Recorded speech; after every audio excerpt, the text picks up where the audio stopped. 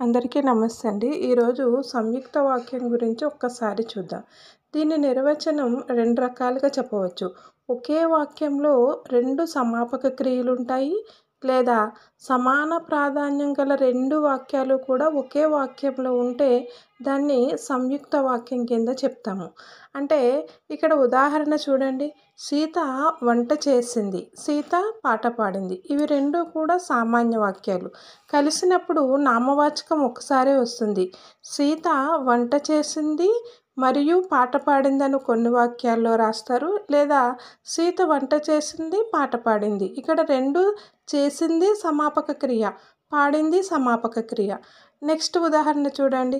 శ్రీకాంత్ బాగా చదివాడు, శ్రీకాంత్కి మంచి ర్యాంక్ వచ్చింది. ఇక్కడ శ్రీకాంత్ బాగా చదివాడు కాబట్టి మంచి ర్యాంక్ వచ్చింది. కాబట్టి ప్లేస్లో కావున అని కూడా రాయొచ్చు.